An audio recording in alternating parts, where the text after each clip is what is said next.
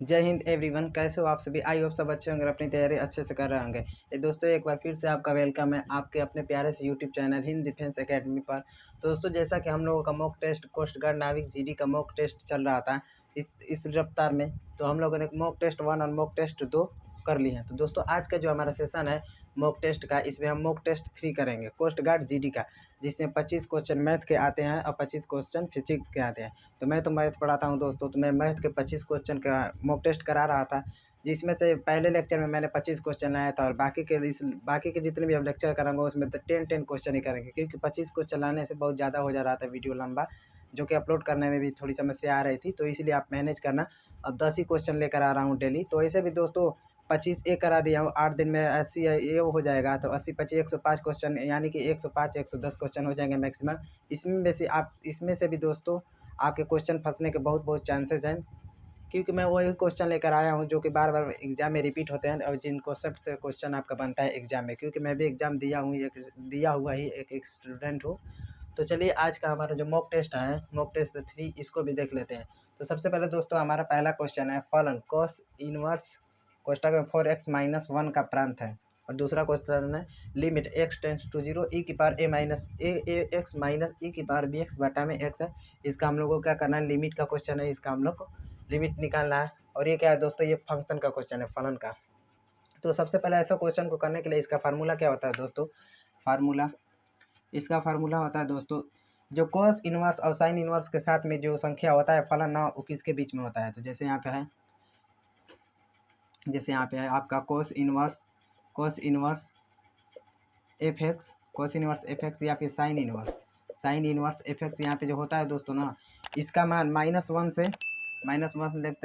Less than equal 0 x और less than equal 1, यानी कि यहाँ पे साइन इनवर्स और कोस इनवर्स किसके साथ दोस्तों, बस साइन इनवर्स और कोस इनवर्स लेंगे। तो साइन इनवर्स और कोस इनवर्स के साथ जो फंक्शन होता है वो -1 और 1 के बीच में होता है। तो दोस्तों यहाँ पे जो एफ एक्स होता है उसका सूत्र होता है, सॉरी यहाँ पे एफ रहेगा, एफ एक्स क्या होता है दोस्तों, -1 से 1 के बीच में होता है। तो यहाँ पे एफ एक्स का मान क्या है, 4x-1 है। तो यहाँ पे बस एक्स बना लेंगे, उसके बाद एक्स का मान हम लोग निकाल लेंगे। तो सबसे पहले यहाँ पे हो जाएगा -1 लेस देन 4, एफ एक्स का मान क्या है 4x-1 लेस देन इक्वल 1। अब दोस्तों यहाँ पे हम लोग का x बनाना होता है, जिससे हम लोग इसका मान निकाल सकते हैं। तो x बनाने के लिए क्या करेंगे, 4x-1 है, इन सब में 1 प्लस कर देंगे, जिससे ये 1 हट जाएगा। तो चलिए सब में +1 करते हैं। तो -1 + 1 less than equal 4x-1 + 1 less than equal 1 + 1। तो हम लोग का क्या हो जाएगा दोस्तों, ये तो कट के 0 हो जाएगा, तो इसको 0 लिख देते हैं। और यहाँ पे 1 + 1 क्या हो जाएगा, यहाँ पे 2 हो जाएगा। तो इसको हम क्या लिख देंगे, यहाँ पे 2 लिख देंगे। और यहाँ 1 से 1 खत्म हो जाएगा, माइनस प्लस, तो यहाँ पे क्या बचेगा, केवल 4x बच जाएगा। 4x बच गया दोस्तों। अब क्या बच गया, 4x। अब यहाँ पे x प्राप्त करने के लिए हमको क्या करना है, 4 को हटाना पड़ेगा। तो 4 को हटाने के लिए इन सब में 4 का डिवाइड कर देंगे। तो चलिए करते हैं, इसमें डिवाइड करेंगे तो यहाँ पे 0 हो जाएगा, लेस देन यहाँ पे 4 का डिवाइड करेंगे तो 4 बच जाएगा, x बच जाएगा, केवल यहाँ पे x बच जाएगा। फिर लेस देन इक्वल, इसमें 4 का डिवाइड करेंगे तो क्या हो जाएगा, 1/2। अब दोस्तों हम लोग का x यहाँ पे आ गया। अब हम इसका मान निकाल सकते हैं। तो यानी कि 0 से छोटा और 1/2 से छोटा, इसी के बीच में x का मान होना चाहिए। तो यहाँ पे हो जाएगा 0, 1/2। अब दोस्तों देखते केवल इक्वल का, अगर दोस्तों केवल लेस देन और ग्रेटर देन का चिन्ह होता है तो ये वाला कोष्टक बनता है। और जब उसके साथ लेस देन इक्वल और ग्रेटर देन इक्वल साथ में इक्वल भी आ जाता है, तो उसके लिए ये वाला ब्रैकेट और ये वाला ब्रैकेट यूज करना होता है। तो हम लोग को क्या दिया है, x का जो मान है less than greater than equal 0 और लेस देन इक्वल 1/2 से होना चाहिए। तो इसको हम लोग क्या लिख सकते हैं, बड़े कोष्टक में 0 से 1/2, ये हो जाएगा दोस्तों हमारा आंसर। तो आई होप दोस्तों इसका पूरा बेसिक से कॉन्सेप्ट भी करा दिया और क्वेश्चन भी करा दिया, तो आपको समझ में आ गया होगा। तो चलिए आगे के क्वेश्चन देख रहे थे। क्वेश्चन नंबर 2 क्या है दोस्तों, limit x tends to 0 e की पावर ax माइनस b की पावर bx e की पावर bx बटा में x है। इसका अवकलन हम लोग को क्या नया लिमिट निकालना है। सबसे पहले दोस्तों यहाँ पे x का मान 0 है, 0 इसमें पुट करेंगे तो क्या हो जाएगा, 0 - 0 बटा में 0, यानी कि क्या बन रहा है दोस्तों, 0/0 का फॉर्म बन रहा है। 0/0 का फॉर्म जब भी बनता है तो दोस्तों हम लोग क्या करते हैं, हम उसका अवकलन करके पहले 0/0 फॉर्म को रिमूव करते हैं। कब तक अवकलन करते हैं, जब तक हमारे लोगों का 0/0 फॉर्म रिमूव ना हो जाए। तो चलिए सबसे पहले इसका अवकलन करते हैं। तो e की पावर x का अवकलन क्या होता है, e की पावर x होता है। x के जब ax है तो x हो जाएगा, फिर x का अवकलन करेंगे तो यहाँ पे हो जाएगा a मल्टीप्लाई में आ जाएगा माइनस e की पावर x का e की पावर x हो जाएगा, फिर bx का अवकलन करेंगे तो यहाँ पे b मल्टीप्लाई में आ जाएगा, फिर x का अवकलन क्या हो जाएगा, 1 होता है। अब दोस्तों यहाँ पे लिमिट का मान, limit x tends to zero दिया है, x बराबर जीरो रखेंगे इसमें तो जीरो बाई जीरो फॉर्म नहीं बन रहा, अब रख कर भी देख सकते हैं। तो चलिए अब इसको हम जीरो मान रख देते हैं। तो a की पावर a इंटू ई की power zero minus B into E की पावर जीरो बटा में क्या है 1 है। दोस्तों ई का मान, किसी भी संख्या का मान जीरो होता है तो उसका मान क्या होता है 1 होता है। तो यहाँ पे हो जाएगा A into one minus B into one बटा में 1 बराबर क्या हो जाएगा दोस्तों हमारा ए माइनस बी। ये हो जाएगा दोस्तों हमारा आंसर। तो चलिए इसी तरह से आगे के क्वेश्चन भी देख लेते हैं। तो इसी तरह से दोस्तों आज के हमारे सेशन का क्वेश्चन नंबर 3 और क्वेश्चन नंबर 4 क्या देख लेते हैं। यदि y बराबर साइन स्क्वायर कड़ी में x हो तो D Y by D X ज्ञात करना है, यानी दोस्तों इसका हमको आकलन करना है। ये दोस्तों ये सबसे पहले इसको हम क्या लेके, ये क्वेश्चन है दोस्तों चैन रूल का, चैन रूल का कॉन्सेप्ट कराया हूँ, अगर नहीं देखे हैं तो चैनल विजिट करके देख लेना। सबसे पहले इसको हम क्या लिख सकते हैं, y बराबर लिख सकते हैं साइन कड़ी में x, साइन कड़ी में x इस पूरे का होल स्क्वायर, ये हो गया। अब ये किस फॉर्म पे बन गया दोस्तों, x की पावर n पे बन गया, तो x की पावर n से इसका अवकलन कर देंगे। तो डी वाई बटा डी एक्स बराबर डी वाई बटा डी एक्स बराबर 2 मल्टीप्लाई में हो जाएगा, इसके पावर में से -1 कर लेते हैं तो साइन कड़ी में x हो जाएगा। फिर साइन कड़ी में x का अवकलन करेंगे तो क्या हो जाएगा, कोस कड़ी में x हो जाएगा, कोस कड़ी में x। फिर कड़ी में x का अवकलन करते तो क्या हो जाएगा 1/2 कड़ी में x, 1/2 कड़ी में x हो जाएगा। यहाँ पर 2 से 2 खत्म हो जाएगा तो क्या बचेगा डी वाई बटा डी एक्स, डी वाई बटा डी एक्स बराबर दोस्तों साइन एक्स इंटू कड़ी में एक्स का फार्मूला क्या हो जाएगा, साइन टू कड़ी में एक्स हो जाएगा और बटा में क्या हो जाएगा कड़ी में एक्स। ये हो जाएगा दोस्तों हमारा आंसर। मात्र 1 से 2 लाइन में इसका आंसर निकाल लेंगे हम लोग, अगर हमारा कॉन्सेप्ट क्लियर है, फार्मूला क्लियर है तो। चलिए क्वेश्चन नंबर 4 भी देख लेते हैं। एफ एक्स बराबर एक्स की पावर 4 माइनस 2x स्क्वायर का मान ह्रासमान होगा, यानी दोस्तों हमको ने क्या निकालना है, इसका ह्रासमान निकालना है, डिक्रीजिंग निकालना है, डिक्रीज। ह्रासमान का इंग्लिश क्या होता है दोस्तों, डिक्रीज, डिक्रीजिंग निकालना है इसका हम लोग का ह्रासमान। तो ह्रासमान के लिए क्या होता है, F dash x less than equal less than zero, less than equal less than zero, equal नहीं होता है दोस्तों, लेस देन जीरो होता है। तो सबसे पहले हम लोग इसका अवकलन करेंगे, एफ डैश एक्स निकालेंगे। तो एफ डैश एक्स बराबर F dash x 4x cube हो जाएगा, 4x क्यूब माइनस 4x, ये हो गया दोस्तों। अब इसका अवकलन करने के बाद क्या होता है, F dash x less than zero होता है, यहाँ पे लेस देन जीरो होता है तो इसको लिखेंगे लेस देन जीरो के बराबर 4x cube minus 4x less than zero. अब यहाँ से 4x कॉमन कर लेंगे दोस्तों, तो यहाँ पे कॉमन कर लेंगे 4x तो क्या बच जाएगा, 4x कॉमन कर लेंगे तो क्या बचेगा एक्स स्क्वायर माइनस 1, यहाँ पे बच जाएगा लेस देन जीरो। अब दोस्तों एक्स स्क्वायर माइनस 1 को क्या लिख सकते हैं, ए स्क्वायर माइनस बी स्क्वायर के फार्मूले से, एक कोष्टक में ए प्लस बी और दूसरे कोष्टक में ए माइनस बी। तो यहाँ पे हो जाएगा 4 इंटू 4 और x को अलग अलग लिख रहे हैं, अब यहाँ पे हो जाएगा x प्लस 1 और ये कोष्टक में क्या हो जाएगा x minus 1 less than zero. अभी चारों कोष्टक को दोस्त यहाँ पे दो कोष्टक दिया है ना, और एक्स जो कि है अलग है, इन सबको जीरो के बराबर करेंगे। तो ये दोस्तों 4 यहाँ पे आकर मल्टीप्लाई होकर क्या हो जाएगा जीरो हो जाएगा, तो यहाँ से जीरो इसको 4 को रिमूव कर देते हैं तो x बराबर क्या हो जाएगा, x बराबर जीरो, x प्लस 1 को जीरो के बराबर करेंगे तो क्या हो जाएगा x बराबर -1, x माइनस 1 को जीरो के बराबर क्या करेंगे तो क्या हो जाएगा x बराबर 1 आ जाएगा। अब दोस्तों इतना करने के बाद इसको नंबर लाइन पे अपलोड कर लेते हैं। तो नंबर लाइन पे अपलोड करने कैसे करते हैं, इधर क्या होता है दोस्तों प्लस इन्फिनिटी होता है, इधर क्या होता है माइनस इन्फिनिटी। यहाँ पे क्या है दोस्तों जीरो है तो जीरो यहाँ पे हो जाएगा, और x बराबर 1 है तो यहाँ पे 1 हो जाएगा, और सॉरी यहाँ पे 1 हो जाएगा, 1 यहीं पे लिख लेते हैं, ऊपर 1 हो जाएगा, और यहाँ पे हो जाएगा -1।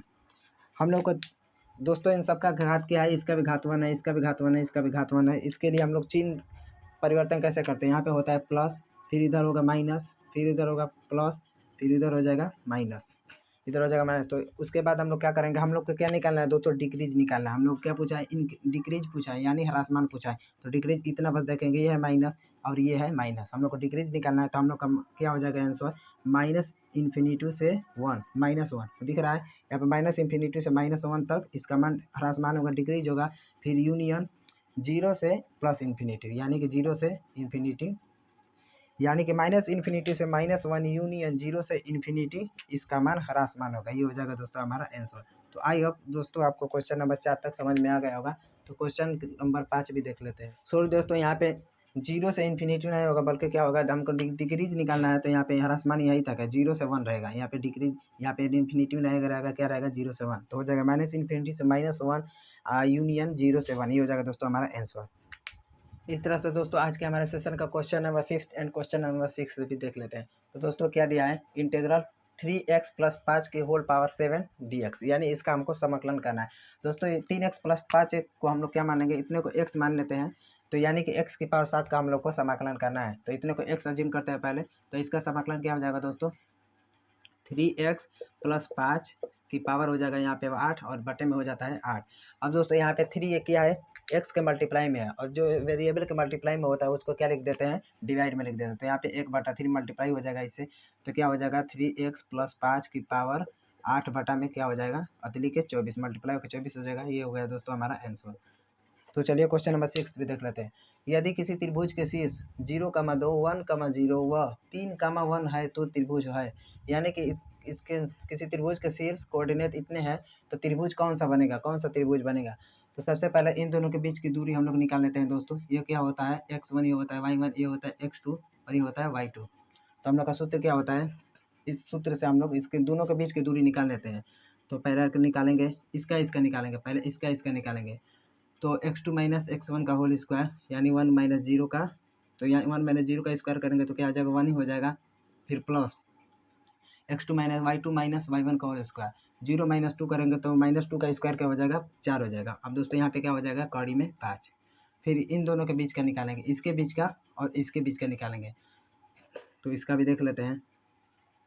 ये क्या है दोस्तों x2 y2 ये हो जाएगा और यहाँ पे x1 y मानेंगे।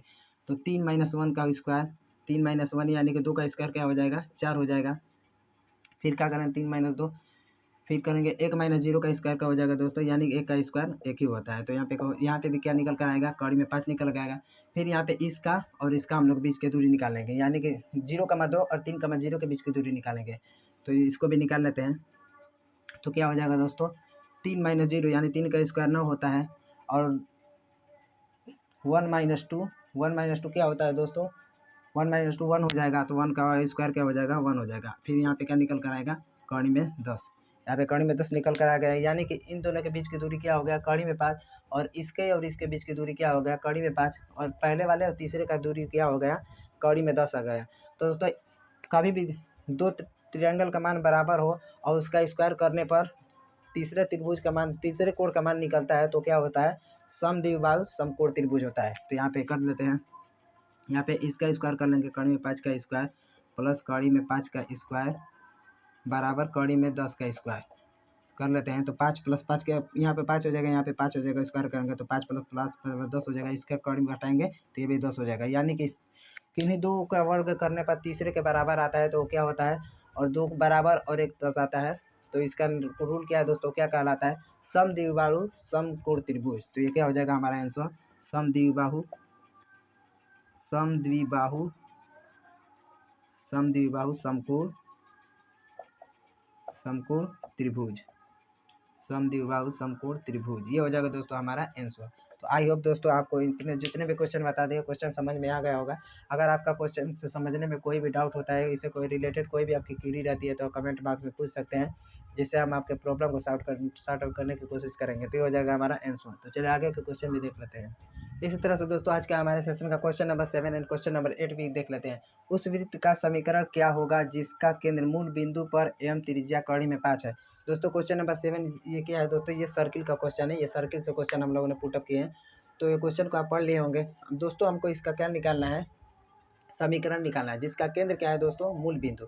मूल बिंदु केंद्र होता है तो दोस्तों उसको क्या मानता है, केंद्र मूल बिंदु पे है तो केंद्र क्या हो जाएगा यहाँ केंद्र बराबर 0,0 हो जाएगा, और त्रिज्या आपको आर दिया ही है, आर बराबर क्या दिया है कौड़ी में 5। दोस्तों जब भी केंद्र 0 0 होता है तो उसका डायरेक्ट समीकरण क्या होता है X square plus Y square बराबर आर स्क्वायर होता है। लेकिन जब केंद्र कुछ दिया होता है तो उसके लिए एक फार्मूला है, वो लगा लेते हैं। क्या होता है एक्स माइनस एच का whole square plus Y minus K का होल स्क्वायर बराबर आर स्क्वायर कर देते हैं। लेकिन यहाँ पे केंद्र क्या है जो दोस्तों 0 0 है, तो आप इसको डायरेक्ट लिख सकते हैं X square plus Y square कौड़ी का और त्रिज्या का स्क्वायर। तो यहाँ पे 5 कौड़ी में 5 है तो इसका स्क्वायर करेंगे तो क्या हो जाएगा यहाँ पे 5 हो जाएगा। ये हो जाएगा दोस्तों हमारा आंसर। लेकिन अब इसको एच और के, लेकिन केंद्र अब 0 0 होता है तो डायरेक्ट अब आंसर ले सकते हैं, लेकिन अब इससे भी कर सकते हैं। इसको क्या लिखते हैं एच होता है, ये क्या होता है के होता है। तो एक एक्स माइनस एच का होल एच क्या है 0 है तो एक्स स्क्वायर हो जाएगा, प्लस वाई माइनस के क्या है 0 है तो यहाँ पे के का वाई का हो जाएगा स्क्वायर बराबर त्रिज्या क्या है दोस्तों कौड़ी में 5 है तो कौड़ी में 5 का स्क्वायर करेंगे तो क्या हो जाएगा 5 हो जाएगा। ये हो जाएगा दोस्तों हमारा आंसर। तो चलिए क्वेश्चन नंबर 8 भी देख लेते हैं। क्वेश्चन नंबर 8 क्या पूछा है, परवल एक्स स्क्वायर बराबर 6y की नाभि एवं नियता का समीकरण है। तो सबसे पहले दोस्तों ये जो परवलय होता है ना दोस्तों, जिसका पावर कम होता है, यानी एक्स और वाई दिया होता है, जिसका पावर कम होता है परवलय का मुंह उधर ही ओपन होता है। तो यहाँ पे वाई की पावर कम है, तो ये किस टाइप का परवल है, इस टाइप का परवल है, वाई साइड में इसका ओपन होगा। ये वाई साइड में खुलने वाला पैराबोला है, क्योंकि वाई की पावर एक है एक्स स्क्वायर, जिसका पावर कम होता है उधर ही ओपन होता है। यदि -6y होता है तो इधर का -y की दिशा में ओपन होता है। तो सबसे पहले दोस्तों नाभि क्या होती है इस वाले समीकरण में, यानी कि एक्स स्क्वायर बराबर 4ay की समान नाभि क्या होती है दोस्तों, 0 का ए होता है यहाँ पे।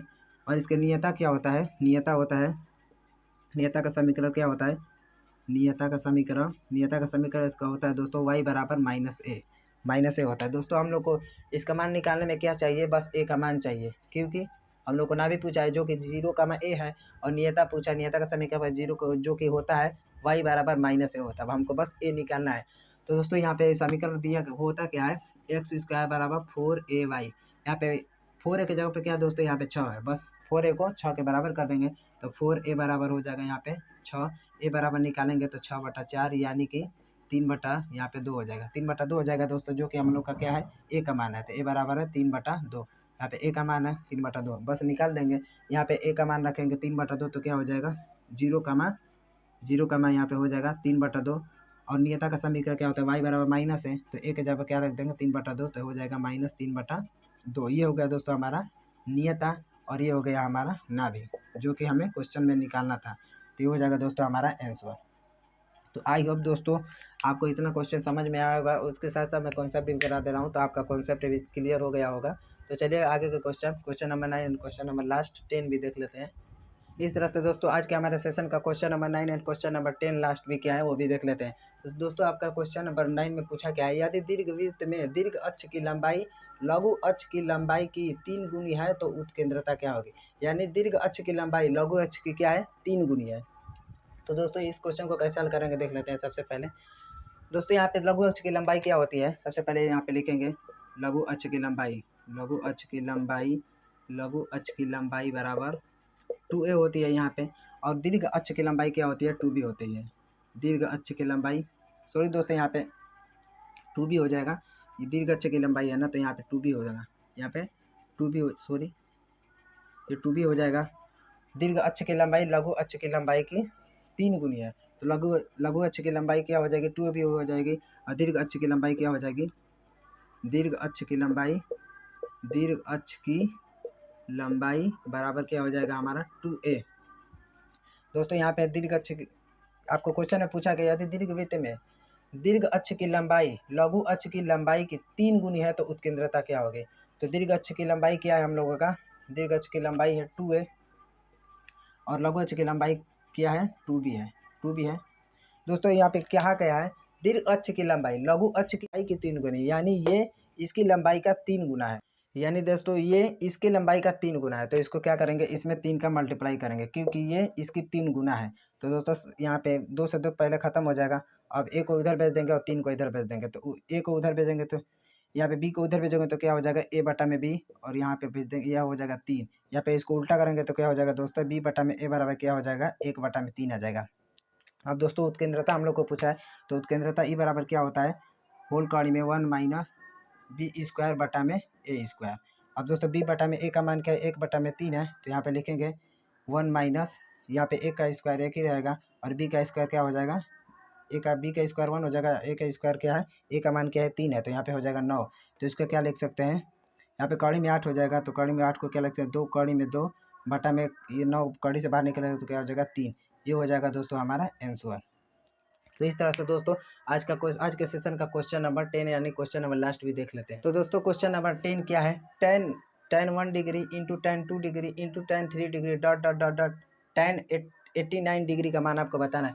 तो दोस्तों सबसे पहले इसके लिए फार्मूला क्या होता है, कभी भी a प्लस बी बराबर क्या होता है 90 डिग्री होता है। तो tan a into tan b बराबर क्या होता है, tan a into tan b बराबर tan इंटू tan b बराबर क्या होता है 1, यानी कि a प्लस बी बराबर 90 डिग्री होता है। तो tan की जगह पे यहाँ पे कोई हो कोड हो या tan b के साथ में कोई कोड हो, तो इन दोनों का मल्टीप्लाई होता है तो 90 आता है, तो उसका मान क्या होता है दोस्तों 1। तो यहाँ पे वही आपको दिया है tan 1 degree, tan 2 degree, tan 3 degree, dot dot dot tan 89 degree. तो यहाँ पे क्या है दोस्तों tan 1 डिग्री, tan 2, यानी कि एक एक बढ़ रहा है। तो दोस्तों यहाँ पे tan 89 डिग्री है, तो इससे पहले क्या होगा हम लोग का tan होगा 88 डिग्री होगा। फिर इधर क्या होगा हम लोग का इंटू tan 87, यानी कि tan 87 डिग्री। तो tan 89 डिग्री tan 1 डिग्री क्या हो जाएगा दोस्तों tan 90 डिग्री हो जाएगा। तो उसका मान क्या हो जाएगा, यानी इतने का मान क्या हो जाएगा हम लोग का 1 हो जाएगा। फिर क्या tan 2 डिग्री है, tan 88 डिग्री है, तो इसका और इसका मान क्या हो जाएगा, इसका भी मान 1 हो जाएगा। फिर tan 3 degree into tan 87 degree, इसका भी मान क्या हो जाएगा दोस्तों 1। ऐसे ऐसे सबका मान 1 हो जाएगा। और लास्ट में क्या बच जाएगा हम लोगों का, केवल बच जाएगा tan 45 डिग्री, यानी tan 45 डिग्री। और tan 45 डिग्री का मान आपको पता ही होता है। tan 45 डिग्री का मान क्या होता है, tan 45 डिग्री का मान होता है 1। ये हो जाएगा दोस्तों हमारा आंसर। इसका फार्मूला अगर आता है तो आप 1 से 2 मिनट में 1 से 2 लाइन में इसका आंसर निकाल सकते हैं। तो दोस्तों लाइट चली गई है, तो हम लोग का जो भी क्वेश्चन था, क्वेश्चन नंबर 10 था, उसको हम कर लिए हैं। तो अगर दोस्तों आपका सेशन पसंद आया तो सेशन को लाइक करें, अगर चैनल पर नए हैं तो चैनल को सब्सक्राइब जरूर करें और अपने दोस्तों के साथ ज़्यादा से ज़्यादा शेयर करें। तो आज के लिए बस इतना ही। जय हिंद, जय भारत।